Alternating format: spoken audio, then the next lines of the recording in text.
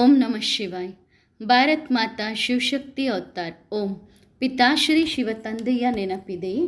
ಶಿವ ಬಾಬಾರವರ ವಾಣಿ. ಮುರಳಿಯ ದಿನಾಂಕ 29/3/2026.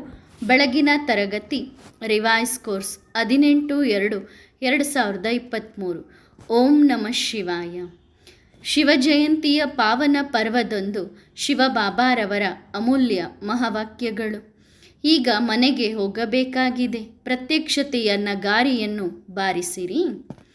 ಮಕ್ಕಳಿಗೆ ಧೈರ್ಯ ತುಂಬಿ ತಮ್ಮ ಸಮಾನರನ್ನಾಗಿ ಮಾಡುವಂತಹ ಆತ್ಮದ ಪಾಠವನ್ನು ಪಕ್ಕಾ ಮಾಡಿಸಿ ನಿರ್ಭಯರನ್ನಾಗಿ ಮಾಡುವಂತಹ ಆಲಸ್ಯ ಅಜಾಗರೂಕತೆಯನ್ನು ತ್ಯಾಗ ಮಾಡಿ ವಿಶ್ವದಲ್ಲಿ ಪ್ರತ್ಯಕ್ಷತೆಯ ಡಂಗೂರ ಬಾರಿಸಲು ಪ್ರೇರಣೆ ಕೊಡುವಂತಹ ಪ್ರೀತಿಯ ಸಾಗರ ಶಿವಬಾಬಾ ಹೇಳಿದರು. ಒಳ್ಳೆಯದು. ಇಂದು ತಂದೆಯ ಸಮ್ಮುಖದಲ್ಲಿ ತಂದೆಯ ಅತಿ ಪ್ರೀತಿಯ ಅತಿ ಮುದ್ದಿನ ಮಕ್ಕಳು ಕುಳಿತಿದ್ದಾರೆ. ಯಾವಾಗಲಾದರೂ ನೀವು ಮಕ್ಕಳು ನಿಮ್ಮನ್ನು ನೀವು ಹೀಗೆ ಕೇಳಿಕೊಳ್ಳುತ್ತಿದ್ದೀರಾ? ನಾನು ಹೇಗಿದ್ದೇನೆ ಅಥವಾ ಹೇಗಿದ್ದೇನೆಯೇ? ನಾನು ಯೋಗ್ಯನೇ? ನಾನು ನನ್ನ ತಂದೆಯ ಸಮ್ಮುಖದಲ್ಲಿ ಕುಳಿತು ಅವರೊಂದಿಗೆ ಮಿಲನ ಮಾಡುವಷ್ಟು ಯೋಗ್ಯನಾಗಿದ್ದೇನೆಯೇ? ನನ್ನ ಭಾಗ್ಯ ಇಷ್ಟು ಶ್ರೇಷ್ಠವಾಗಿದೆಯೇ? ಆಗ ಬಾಬಾ ಏನು ಮಾಡಿದರು? ನೀವು ಯೋಚಿಸಿದ್ದೀರಾ ನಾನು ಹೀಗೆ ಯೋಗ್ಯನೇ ಎಂದು? ಆಗ ಪ್ರತಿಯೊಬ್ಬ ಮಗುವನ್ನು ತಂದೆಯು ತಮ್ಮ ಹೃದಯದಲ್ಲಿ ಕೂರಿಸಿಕೊಂಡರು. ಪ್ರತಿಯೊಬ್ಬ ಮಗುವನ್ನು ತಂದೆ ಪೂಜ್ಯನೀಯ ಯೋಗ್ಯರನ್ನಾಗಿ ಮಾಡಿದರು. ಪ್ರತಿಯೊಬ್ಬ ಮಗುವಿಗೆ ತಂದೆಯ ಹೃದಯದಲ್ಲಿ ಕೂರುವ ದಾರಿಯನ್ನು ತೋರಿಸಿದರು. ಆದರೆ ಮಕ್ಕಳು ಯಾವಾಗಲೂ ನಾನು ಯೋಗ್ಯನೇ ಎಂದು ಯೋಚಿಸುತ್ತಾ ಮುಂದಕ್ಕೆ ಹೆಜ್ಜೆ ಇಡುವುದಿಲ್ಲ. ತಂದೆ ಹೇಳಿದರು, ನೀವು ನಡೆದರೆ ತಂದೆ ಕೈ ಹಿಡಿದು ಅಯೋಗ್ಯರಿಂದ ಯೋಗ್ಯರನ್ನಾಗಿ ಮಾಡೇ ತೀರುತ್ತಾರೆ. ನಾನು ಯೋಗ್ಯನೇ ಎಂದು ಯೋಚಿಸಬಾರದು. ತಂದೆ ತಮ್ಮ ಕೈಯನ್ನು ಚಾಚಿದಾಗ ಮಕ್ಕಳು ಸಹ ತಮ್ಮ ಕೈಯನ್ನು ಮುಂದೆ ಚಾಚಬೇಕು. ಏಕೆಂದರೆ ಸಾಧಾರಣ ಮನುಷ್ಯರಾಗಿದ್ದಾರೆ. ಒಂದು ಸಾರಿ ಖಂಡಿತ ಯೋಚಿಸುತ್ತೀರಿ. ಸ್ವಯಂ ಪತಿತರನ್ನು ಪಾವನ ಮಾಡುವ ತಂದೆ ನಿಮ್ಮ ಮುಂದೆ ತಮ್ಮ ಕೈಯನ್ನು ಚಾಚುತ್ತಿದ್ದಾರೆ. ಆಗ ಯೋಚಿಸದೆ, ಅರ್ಥ ಮಾಡಿಕೊಳ್ಳದೆ, ಸಂಕಲ್ಪ ಮಾಡದೆ ತಂದೆಯ ಕೈಯಲ್ಲಿ ತಮ್ಮ ಕೈಯನ್ನು ಇಡಬೇಕು. ಅಂದರೆ ಯಾರೋ ಒಬ್ಬ ಮನುಷ್ಯರು ಕೈ ಚಾಚಿದಾಗ ಯೋಚನೆ ಮಾಡ್ಬೋದು, ಇಲ್ಲಿ ಸ್ವಯಂ ಪರಮಾತ್ಮ ಕೈ ಚಾಚ್ತಾ ಇದ್ದಾರೆ, ಮಕ್ಕಳೇ ನಿಮ್ಮ ಕೈಯನ್ನು ನನಗೆ ಕೊಡ್ರಿ ಅಂತೇಳಿ ಅಂದಾಗ ಯೋಚನೆ ಮಾಡದೇ ನಮ್ಮ ಕೈಯನ್ನು ಬಾಬನ ಕೈಯಲ್ಲಿ ಇಡಬೇಕು. ನಾನು ಯೋಗ್ಯನೇ ಅಥವಾ ಇಲ್ಲವೇ ಎಂಬ ಗೊಂದಲದಲ್ಲಿ ಬರಬಾರದು. ಇಲ್ಲ, ಏನೆಂದರೆ ನನ್ನೊಳಗೆ ಬದಲಾಗುವ ಶಕ್ತಿ ಇಲ್ಲ. ಆ ಶಕ್ತಿಗಳನ್ನು ತಂದೆ ಕೊಡುತ್ತಾರೆ. ಆ ಧೈರ್ಯ, ಆ ಶಕ್ತಿಯನ್ನು ತಂದೆಯೇ ಕೊಡುತ್ತಾರೆ. ತಂದೆಯ ಬಗ್ಗೆ ಕೇವಲ ಪ್ರೇಮವಿರಬೇಕು. ಹೃದಯ ಪ್ರೀತಿಯಿಂದ ತುಂಬಿ ಹೋಗಬೇಕು. ಒಳಗಡೆ ಆಂತರ್ಯದಲ್ಲಿ ಪ್ರೇಮ ಸಾಗರನ ಅಲೆಗಳು ಓಡಾಡಬೇಕು. ಪ್ರೀತಿಯ ಸಾಗರ ಬಂದಿದ್ದಾರೆ ಅಲ್ಲವೇ? ತಂದೆಯ ಸಂಘದಲ್ಲಿ ಇದ್ದರೆ ಹೇಗಾಗುತ್ತೀರಿ? ತಂದೆಗೆ ಸಮಾನರಾಗುತ್ತೀರಿ ತಾನೆ? ಹಾಗಾದರೆ ಹೇಗಾಗಬೇಕು? ತಂದೆಗೆ ಸಮಾನವೇ ಆಗಬೇಕು. ಧೈರ್ಯದ ಒಂದು ಹೆಜ್ಜೆ ಮುಂದಿಟ್ಟರೆ ಮಕ್ಕಳಿಗೆ ಬಾಬಾ 1000 ಪಟ್ಟು ಸಹಯೋಗ ಕೊಡುತ್ತಾರೆ. ಧೈರ್ಯವನ್ನೇ ಮಾಡದಿದ್ದರೆ ಸಹಾಯ ಎಲ್ಲಿಂದ ಸಿಗುತ್ತದೆ? ಯೋಚಿಸಿ. ಇಷ್ಟು ಸಮಯದಿಂದ ತಂದೆ ಒಂದೇ ಪಾಠವನ್ನು ಪಕ್ಕಾ ಮಾಡಿಸಿದ್ದಾರೆ. ಯಾವ ಪಾಠ? ಜೋರಾಗಿ ಹೇಳಿರಿ. ಆತ್ಮದ ಪಾಠ. ನನ್ನ ಆತ್ಮನೋ ಅಥವಾ ನಾನು ಆತ್ಮವೋ? ಎಷ್ಟು ಪರ್ಸೆಂಟೇಜ್ ಪಕ್ಕಾ ಆಗಿದೆ? ನನ್ನ ಆತ್ಮ ಮತ್ತು ನಾನು ಆತ್ಮ ಅಂತ ಹೇಳೋದ್ರಲ್ಲಿ ವ್ಯತ್ಯಾಸ ಇದೆ. ಇದರಲ್ಲಿ ಎಷ್ಟು ಪಕ್ಕಾ ಆಗಿದ್ದೀರಿ? ಪರ್ಸೆಂಟೇಜ್ ಎಷ್ಟಿದೆ? ಆಗಿಲ್ಲವೇ? ಪರ್ಸೆಂಟೇಜ್ ತಂದೆಯವರಾದ ನಂತರ ನಾನು ಶರೀರ ಎನ್ನುವುದು ಪಕ್ಕಾ ಆಗಿದೆ. ನಾನು ಆತ್ಮ ಎನ್ನುವುದು ಪಕ್ಕಾ ಆಗಿಲ್ಲ. ಪರಮಧಾಮಕ್ಕೆ ಯಾರು ಹೋಗುತ್ತಾರೆ? ನಾನು ಆತ್ಮ. ಯಾವ ಆತ್ಮ? ನೆನಪಿದೆಯೇ? ಮನೆಗೆ ಹೋಗಬೇಕು ಎನ್ನುವುದು ನೆನಪಿದೆಯೇ? ಬೇಗ ಹೋಗಬೇಕು ಎನ್ನುವುದು ನೆನಪಿದೆಯೇ ಅಥವಾ ಮನೆಗೆ ಹೋಗಬೇಕು ಎನ್ನುವುದನ್ನು ಮರೆತು ಬಿಟ್ಟಿದ್ದೀರಾ? ಪ್ರತಿ ಹೆಜ್ಜೆ ಮನೆಯ ಕಡೆಗೆ ತೆಗೆಯಬೇಕು. ಹಾಗಾದರೆ ಎಷ್ಟು ಹೆಜ್ಜೆ ಹಾಕುತ್ತಿದ್ದೀರಿ? ನಾನು ಎಷ್ಟು ದೂರ ಕ್ರಮಿಸಿದ್ದೇನೆ ಎಂದು ಯೋಚಿಸಬೇಕು. ಈಗ ಮನೆಗೆ ಹೋಗಬೇಕು ಎನ್ನುವುದು ಒಂದೊಂದು ಹೆಜ್ಜೆಯು ನೆನಪಿರಲಿ. ಸಾಯಲು ಭಯವಾಗುತ್ತದೆಯೇ? ಯಾರಿಗೆ ಭಯ ಅನಿಸುತ್ತದೆ? ಸಾಯಲು ಯಾರಿಗೆ ಭಯವಾಗುತ್ತದೆ? ನಿಮಗೆ ಸಾಯಲು ಭಯವಾಗುತ್ತದೆಯೇ? ಹೌದು, ಒಬ್ಬೊಬ್ಬರಾಗಿ ಕೈ ಎತ್ತಿ. ಸಾಯಲು ಯಾರಿಗೆ ಭಯವಾಗುತ್ತದೆ? ತಂದೆ ಮಕ್ಕಳನ್ನು ದಿವ್ಯ ಗುಣಗಳಿಂದ ಶೃಂಗರಿಸಿ ಹೊಸ ವಸ್ತ್ರಗಳನ್ನು ಹಿಡಿದು ಪ್ರತಿಯೊಬ್ಬ ಮಗುವಿಗಾಗಿ ಕಾಯುತ್ತಿದ್ದಾರೆ. ಏನು ಧರಿಸುತ್ತೀರಿ? ಹೊಸ ವಸ್ತ್ರವನ್ನು ಧರಿಸುತ್ತೀರಾ ಅಥವಾ ಅದನ್ನು ಬೇರೆಯವರಿಗೆ ಕೊಡಲೇ? ನಿಮ್ಮದೇ ವಸ್ತ್ರವಾಗಿದೆ, ಬೇರೆಯವರಿಗೆ ಕೊಡುವುದಲ್ಲ, ನೀವೇ ಧರಿಸುತ್ತೀರಿ. ಏಕೆಂದರೆ ತಂದೆಗೆ ಹೆಸರನ್ನು ಅಳಿಸಲು ಬರುತ್ತದೆ. ಆದ್ದರಿಂದ ಒಳಗಿನ ಭಯವನ್ನು ತೆಗೆಯಿರಿ. ಅಂದರೆ ಒಳಗೇನು ಭಯ ಹಿಡ್ಕೊಂಡು ಕುಂತಿದ್ದೀವಿ, ಆ ಭಯನ ತೆಗೆದಾಕ್ರಿ. ನಾನು ಆತ್ಮ. ಹೇಗೆ ಸತ್ಯಯುಗದಲ್ಲಿ ಏನು ಮಾಡುತ್ತಾರೆ? ಯಾವಾಗ ಆತ್ಮ ಶರೀರ ಬಿಡುತ್ತದೆಯೋ ಆಗ ತುಂಬ ಖುಷಿಯಾಗುತ್ತದೆ. ಪ್ರಕೃತಿ ಹಾಡು ಹಾಡುತ್ತದೆ. ಹೇಗೆ ಮನೆಯಲ್ಲಿ ಮಗು ಜನಿಸಿದರೆ ಮನೆಯಲ್ಲಿರುವವರಿಗೆ ಖುಷಿಯಾಗುತ್ತದಲ್ಲವೇ? ಸತ್ಯಯುಗದಲ್ಲಿ ಯಾವಾಗ ಆತ್ಮ ಶರೀರ ಬಿಡುವ ಸಮಯ ಬರುತ್ತದೆಯೋ ಆಗಲೂ ಬೇಹದ್ದಿನ ಖುಷಿಯಾಗುತ್ತದೆ. ಅಳುವುದಿಲ್ಲ, ಖುಷಿಯಾಗುತ್ತದೆ. ಏಕೆಂದರೆ ವಾಪಸ್ ಹೊಸ ವಸ್ತ್ರ ಸಿಗುತ್ತದೆ ಎಂದು.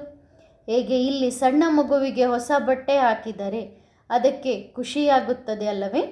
ಹಾಗೆಯೇ ಸತ್ಯಯುಗದಲ್ಲಿಯೂ ಯಾವಾಗ ಹೊಸ ವಸ್ತ್ರ ಸಿಗುತ್ತದೆಯೋ ಆಗ ಪ್ರತಿಯೊಂದು ಆತ್ಮಕ್ಕೂ ಖುಷಿಯಾಗುತ್ತದೆ. ಅದು ಅಳುವುದಿಲ್ಲ. ಇಲ್ಲಿ ಏಕೆ ಅಳುತ್ತಾರೆ? ಏಕೆಂದರೆ ಕೋತಿಯಂತೆ ಶರೀರದ ಮೇಲೆ ಮೋಹವಿದೆ. ಹೇಗೆ ಸತ್ತ ಕೋತಿಯು ತನಗೆ ಅಂಟಿಕೊಂಡೇ ತಿರುಗುತ್ತದೆ ಅಲ್ಲವೇ? ಅಂದರೆ ತಾಯಿ ಕೋತಿ ಮರಿ ಕೋತಿಯನ್ನು ತನ್ನ ಬಗಲಲ್ಲೇ ಹಿಡ್ಕೊಂಡು ತಿರುಗ್ತಾ ಇರುತ್ತೆ. ಹಾಗೆಯೇ ಮನುಷ್ಯರಿಗೆ ಮುಖವೇನೋ ಮನುಷ್ಯನದ್ದೇ ಇದೆ, ಆದರೆ ನಡವಳಿಕೆ ಹೇಗಿದೆ? ನೀವೆಲ್ಲರೂ ಕೋತಿಗಳಲ್ಲ ತಾನೇ? ಇಲ್ಲಿ ಕುಳಿತಿರುವವರು ಕೋತಿಗಳಲ್ಲ ತಾನೇ? ಯಾರ ಉತ್ತರವೂ ಬರಲಿಲ್ಲ. ಯಾರೂ ಇಲ್ಲ ಎಂದು ಹೇಳಲಿಲ್ಲವೋ? ಯಾರು ಬಾಯಿಂದ ಮಾತನಾಡಲಿಲ್ಲವೋ ಅವರು ಕೋತಿ ಎಂದು ಭಾವಿಸಿ. ಏನು, ನೀವು ಕೋತಿಯೇ ಅಲ್ಲ ತಾನೆ? ನಾವು ದೇವತೆಗಳಾಗಲಿದ್ದೇವೆ, ಕೋತಿಯಾಗುವಲು ಬಂದಿಲ್ಲ. ಕೋತಿಯ ಏಣಿಯನ್ನಂತೂ ಬಿಟ್ಟು ಬಂದಿದ್ದೀರಿ. ಒಂದು ವೇಳೆ ಈಗಲೂ ಎಲ್ಲಾದರೂ ಆ ಗುಣ ಇದ್ದರೆ ಹೀಗೆ ಯೋಚಿಸಿ, ನಾನು ಅರ್ಧ ಕೋತಿ ಅರ್ಧ ಮನುಷ್ಯನಾಗಿದ್ದೇನೆ. ಹಾಗಾಗಿ ಅರ್ಧಂಬರ್ಧ ಆಗಬಾರದು. ಏನಾಗಬೇಕು? ಸಂಪೂರ್ಣ ಕೋತಿಯಲ್ಲ, ಸಂಪೂರ್ಣ ದೇವತೆಯಾಗಬೇಕು. ಆಗುತ್ತೀರಿ ತಾನೆ? ಆಗುತ್ತೀರಾ ಅಥವಾ ಆಗುವುದಿಲ್ಲವಾ? ಇದನ್ನು ನೆನಪಿನಲ್ಲಿಟ್ಟುಕೊಳ್ಳಬೇಕು. ಎಲ್ಲೋ ಒಂದು ಕಡೆ ಪರ್ಸೆಂಟೇಜ್ನಲ್ಲಿ ಇನ್ನೂ ಕೊರತೆ ಇದೆ. ನೋಡಿ, ನೀವು ಮಕ್ಕಳ ಭಾಗ್ಯ ಎಷ್ಟೊಂದು ಉಜ್ವಲವಾಗಿದೆ, ಎಷ್ಟು ಶ್ರೇಷ್ಠವಾಗಿದೆ. ಎಲ್ಲರೂ ಕೇವಲ ಜಡಮೂರ್ತಿಯ ಮೇಲೆ ಹಿಂದಿನ ದಿನ ಎಷ್ಟು ಪೂಜೆ, ಎಷ್ಟು ಭಕ್ತಿ, ಎಷ್ಟು ಶ್ರದ್ಧೆ, ಎಷ್ಟು ಪೂಜೆ ಭಕ್ತಿ ಮಾಡುತ್ತಿದ್ದಾರೆ. ಮತ್ತು ನೀವು ಮಕ್ಕಳು ಮಿಲನ ಮಾಡುತ್ತಿದ್ದೀರಿ. ನೀವು ಮಕ್ಕಳು ಅವರು ಜಡಮೂರ್ತಿಯ ಹತ್ತಿರ ತಮ್ಮ ಮನಸ್ಸಿನ ಮಾತನ್ನು ಹೇಳುತ್ತಿದ್ದಾರೆ. ನೀವು ಚೈತನ್ಯ ತಂದೆಯ ಮುಂದೆ ಕುಳಿತಿದ್ದೀರಿ. ಹಾಗಾದರೆ ಎಷ್ಟು ಶ್ರೇಷ್ಠ ಭಾಗ್ಯವಾಗಿದೆ. ಅರ್ಥವಾಗುತ್ತಿದೆಯೇ? ಎಷ್ಟು ಶ್ರೇಷ್ಠ ಭಾಗ್ಯ ಎಂದು. ಹಾಗಾಗಿ ಪ್ರತಿಯೊಂದು ಮಗು ತಮ್ಮ ಹೃದಯರೂಪಿ ಕನ್ನಡಿಯಲ್ಲಿ ನೋಡಿಕೊಳ್ಳಿ. ಇಷ್ಟು ವರ್ಷ ತಂದೆ ಮಕ್ಕಳಿಗೆ ಪಾಲನೆ ಕೊಟ್ಟಿದ್ದಾರೆ. ಈಗ ಅದರ ರಿಟರ್ನಲ್ಲಿ ಏನು ಸಿಕ್ಕಿತು? ತಂದೆಗೆ ಕೊಟ್ಟ ಪಾಲನೆಗೆ ರಿಟರ್ನಾಗಿ ಏನು ಕೊಡ್ತಿದ್ದೀವಿ? ಆಲಸ್ಯ, ಹುಡುಗಾಟಿಕೆತನ ಕೊಡುವುದಲ್ಲ. ಉಮಂಗ ಉತ್ಸಾಹದಿಂದ ಮುಂದೆ ಸಾಗಿ ಇಡೀ ವಿಶ್ವದಲ್ಲಿ ಪ್ರತ್ಯಕ್ಷತೆಯ ಡಂಗೂರ ಬಾರಿಸುವುದು. ತಂದೆಗೆ ಇದು ರಿಟರ್ನಲ್ಲಿ ಬೇಕು. ಕೊಡಲು ತಯಾರಿದ್ದೀರಾ? ಪಕ್ಕಾ? ಇಲ್ಲಿಯವರು ಇಲ್ಲಿಯೇ ಉಳಿಯುವುದಿಲ್ಲ ತಾನೆ? ಮತ್ತು ಹೊರಗೆ ಕುಳಿತಿರುವ ಮಕ್ಕಳು ಯಾರು ಹೊರಗೆ ಸೇವೆಯಲ್ಲಿ ಬ್ಯುಸಿ ಇದ್ದಾರೆಯೋ ಅವರೆಲ್ಲರಿಗೂ ಸಂದೇಶ ತಲುಪಲಿ. ಈಗ ತಂದೆಗೆ ಪ್ರತ್ಯಕ್ಷತೆಯ ನಗಾರಿ ಬಾರಿಸಬೇಕು. ಏಕೆಂದರೆ ಈಗ ಮನೆಗೆ ಹೋಗಬೇಕಾಗಿದೆ. ಈಗ ಸಮಯವಿಲ್ಲ. ಬ್ರಹ್ಮ ಬಾಬಾರವರು ಬರುವ ಸಮಯ ಬಂದಿದೆ ಮತ್ತು ನಾವು ಹೋಗುವ ಸಮಯ ಬಂದಿದೆ ಮತ್ತು ಎಲ್ಲರೂ ಹೋಗುವ ಸಮಯ ಬಂದಿದೆ. ಈಗ ಇನ್ನೂ ಕಾಯುವುದಿಲ್ಲ. ಬಾಬಾ ಇನ್ನೂ 4-5 ವರ್ಷ ನಿಲ್ಲಿರಿ ಎಂದು ಮಕ್ಕಳು ಹೇಳುತ್ತಾರೆ. ಆಗ ಬಾಬಾ ಏನು ಹೇಳುತ್ತಾರೆ? ಹೀಗೆ ಮಾಡುತ್ತಾ ಸಮಯ ವೇಗವಾಗಿ ಕಳೆದು ಹೋಯಿತು. ಈಗ ಸಮಯವಿಲ್ಲ. ಇಲ್ಲಿ ಸಿಂಹ ಬಂತು ಎಂದು ಯೋಚಿಸಬೇಡಿ. ನಿಜವಾಗಿಯೂ ಸಿಂಹ ಬಂದಿದೆ. ಸಿಂಹ ಎಂದರೆ ವಿನಾಶ ಬಂದಿದೆ. ಬಾಬಾರವರ ಕಾರ್ಯ ನಡೆಯುತ್ತದೆ. ಈಗ ತುಂಬ ಬಾಕಿ ಇದೆ ಎಂದು ಯೋಚಿಸಬಾರದು. ಬಾಬಾರವರ ಕಾರ್ಯ 2 ನಿಮಿಷದ್ದು. ತಂದೆಗೆ ಕೇವಲ ಮಕ್ಕಳ ಚಿಂತೆ ಇದೆ. ಬೇಗ ಬನ್ನಿರಿ, ಬೇಗ ಸಂಪನ್ನರಾಗಿರಿ, ಬೇಗ ಬೇಗ ಪವರ್ಫುಲ್ ಸಂಕಲ್ಪ ಮಾಡಿ ಕುಳಿತುಕೊಳ್ಳಿ. ಇಡೀ ವಿಶ್ವದಲ್ಲಿ ಗಾಳಿಯಂತೆ ತಂದೆಯ ಸಂದೇಶ ತಲುಪುತ್ತಿದೆ. ಎಷ್ಟು? 1 ಸೆಕೆಂಡ್ನ ಸಾರದಲ್ಲಿ ಅಡಗಿದೆ. ಓಂ ಇಷ್ಟೇ ಮಾಡಬೇಕು. ವಿಸ್ತಾರ ಹೋಯಿತು. ಎಲ್ಲರೂ ಸಾರದಲ್ಲಿ ಕುಳಿತುಕೊಳ್ಳಿ. ಇಂದೂ ಸಹ ಬಾಬಾ ಆ ಮಕ್ಕಳಿಗೆ ಇದೇ ಸಂದೇಶ ಕೊಡುತ್ತಾರೆ.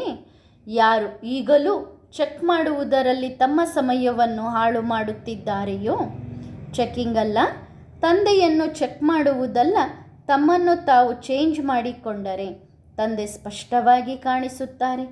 ತಂದೆಯ ಚೆಕ್ಕಿಂಗ್ ಮಾಡುವುದರಿಂದ ತಂದೆ ಏನೂ ಬದಲಾಗುವವರಲ್ಲ. ತಂದೆಯ ಚೆಕ್ಕಿಂಗ್ ಮಾಡುವುದರಿಂದ ತಂದೆಗೆ ಯಾವುದೇ ನಷ್ಟವಾಗುವುದಿಲ್ಲ. ಸಮಯ ಬದಲಾಗುತ್ತಿದೆ. ಪ್ರತಿಯೊಂದು ಮಗು ತಮ್ಮನ್ನು ತಾವು ಪರಿವರ್ತನೆ ಮಾಡಿಕೊಳ್ಳಿರಿ. ತಮ್ಮ ಚೆಕ್ಕಿಂಗ್ ಮಾಡಿಕೊಳ್ಳಿರಿ. ನಾನು ಕನ್ನಡಕವನ್ನು ಸರಿಯಾಗಿ ಹಾಕಿಕೊಂಡಿದ್ದೇನೆಯೇ? ಒಂದು ವೇಳೆ ಕನ್ನಡಕವನ್ನು ಉಲ್ಟಾ ಹಾಕಿಕೊಂಡಿದ್ದರೆ ಎಲ್ಲವೂ ಉಲ್ಟಾ ಕಾಣಿಸುತ್ತವೆ. ಯಾವುದೂ ನೇರವಾಗಿ ಕಾಣುವುದಿಲ್ಲ. ಹಾಗಾದರೆ ಎಂತಹ ಕನ್ನಡಕ ಧರಿಸಬೇಕು? ಕನ್ನಡಕವನ್ನು ಸರಿ ಮಾಡಿಕೊಳ್ಳಿ, ಅಂದರೆ ನೇರ ಮಾಡಿಕೊಳ್ಳಿ. ಅಂಕುಡೊಂಕಲ್ಲ, ನಿಮ್ಮ ಕನ್ನಡಕ ನೇರವಾಗಿರಲಿ. ಸರಿ ತಾನೆ? ನೀವು ಮಕ್ಕಳಿಗೆ ಮುಂಬರುವ ಸತ್ಯಯುಗದ ಶುಭಾಶಯಗಳು ಮತ್ತು ನೀವು ಮಕ್ಕಳಿಗೆ ನಿಮ್ಮ ಜನ್ಮದಿನದ ಶುಭಾಶಯಗಳು. ತಂದೆ ಒಂಟಿಯಾಗಿ ಇಲ್ಲ, ಮಕ್ಕಳ ಜೊತೆ ಹಿಂದೆ ತಿರುಗಿಸುತ್ತಾರಲ್ಲವೇ? ಮಕ್ಕಳ ಹಿಂದೆ ತಂದೆ ಬರುತ್ತಾರೆ. ಪರಮಧಾಮಕ್ಕೆ ಹೋದರು, ಕರೆದುಕೊಂಡು ಹೋದರು. ಅಲ್ಲಿಂದ ಬಂದರು, ಮಕ್ಕಳು ಬಾಬನನ್ನು ಹಿಂದೆ ಕರೆದುಕೊಂಡು ಬಂದರು. ಯೋಚಿಸಿ, ತಂದೆ ಎಲ್ಲಿಂದ ಮಕ್ಕಳ ಹಿಂದೆ ಓಡುತ್ತಿದ್ದಾರೆ? ಹಾಗಾದರೆ ಮಕ್ಕಳಲ್ಲಿ ಎಷ್ಟು ಶಕ್ತಿ ಇದೆ, ಎಷ್ಟು ಧೈರ್ಯವಿದೆ ಎಂದರೆ ತಂದೆಯನ್ನು ಎಲ್ಲಿಂದಲಾದರೂ ಕೆಳಗೆ ಇಳಿಸಬಹುದು ಮತ್ತು ಎಲ್ಲಿ ಬೇಕಾದರೂ ತಂದೆಯನ್ನು ಕೂರಿಸಬಹುದು.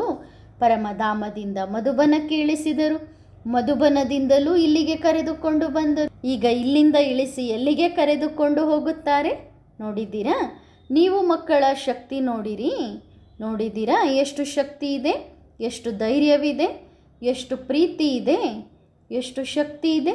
ಹಾಗಾದರೆ ಸೃಷ್ಟಿಯ ಮೇಲೆ ಸತ್ಯಯುಗವನ್ನು ಕರೆತರಲು ಸಾಧ್ಯವಿಲ್ಲವೇ?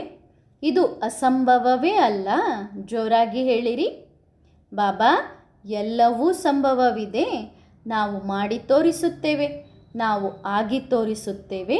ನಾವು ಧರೆಯ ಮೇಲೆ ಸತ್ಯಯುಗವನ್ನು ತಂದು ತೋರಿಸುತ್ತೇವೆ.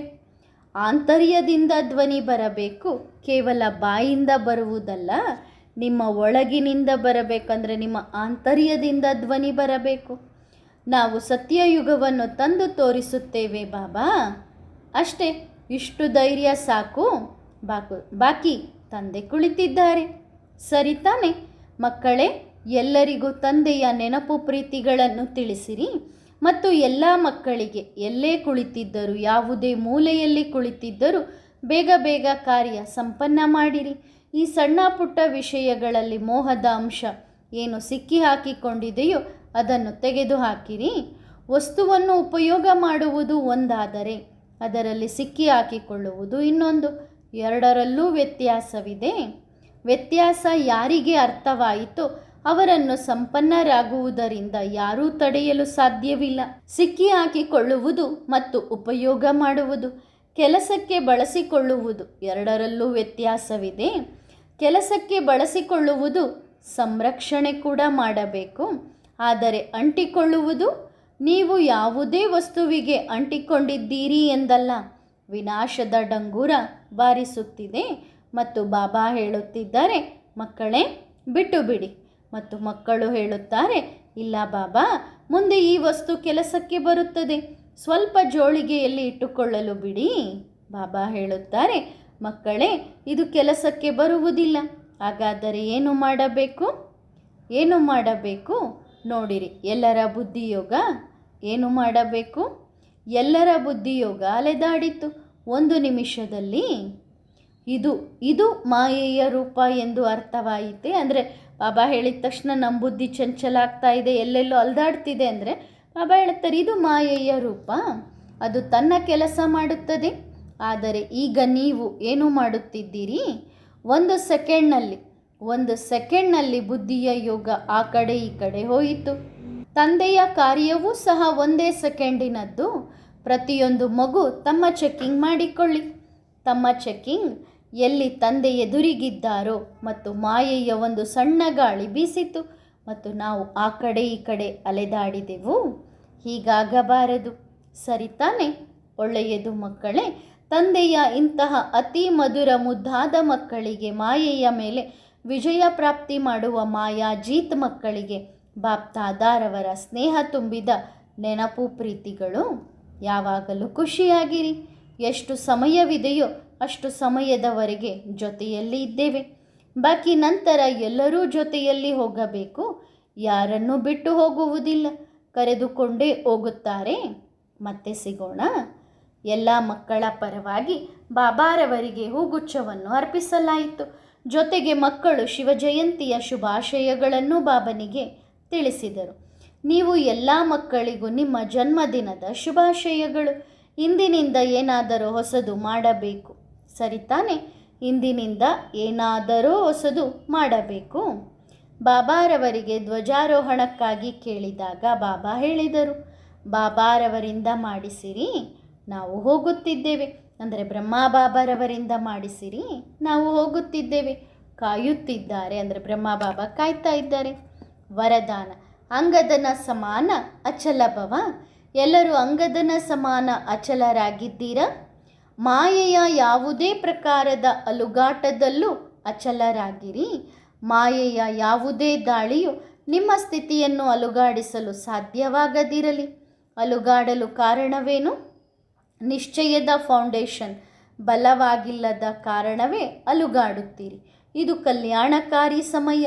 ಪ್ರತಿಯೊಂದು ಮಾತಿನಲ್ಲೂ ಕಲ್ಯಾಣವಿದೆ ಎಂಬ ನಿಶ್ಚಯವಿದ್ದರೆ ಎಷ್ಟೇ ಬಿರುಗಾಳಿಗಳು ಬಂದರೂ ಅಲುಗಾಡಿಸಲು ಸಾಧ್ಯವಿಲ್ಲ. ಈಗ ನಿಶ್ಚಯದ ಫೌಂಡೇಶನ್ಗೆ ತೀವ್ರ ಪುರುಷಾರ್ಥದ ನೀರನ್ನು ಕೊಟ್ಟು ಅದನ್ನು ಬಲಪಡಿಸಿರಿ. ಆಗ ಸದಾ ಅಂಗದನ ಸಮಾನ ಇರುತ್ತೀರಿ. ಈಗ ಅಲುಗಾಡುವ ಸಮಯ ಮುಗಿದಿದೆ. ಈಗಲೂ ಅಲುಗಾಡುತ್ತಿದ್ದರೆ ಕೊನೆಯ ಪರೀಕ್ಷೆಯಲ್ಲೂ ಅಲುಗಾಡುತ್ತೀರಿ ಮತ್ತು ಜನ್ಮ ಜನ್ಮಾಂತರಕ್ಕೂ ಫೇಲ್ ಆಗುತ್ತೀರಿ. ಆದ್ದರಿಂದ ಸ್ಮೃತಿಯನ್ನು ಬಲಪಡಿಸಿರಿ. ಈ ಅಂಗದನ ಸ್ಮಾರಕವು ನಮ್ಮದೇ ಸ್ಮಾರಕವಾಗಿದೆ ಎಂದು ಸದಾ ನೆನಪಿಡಿ. ಆಗ ಶಕ್ತಿ ಬರುತ್ತದೆ. ಒಳ್ಳೆಯದು. ಓಂ ನಮಃ ಶಿವಾಯ.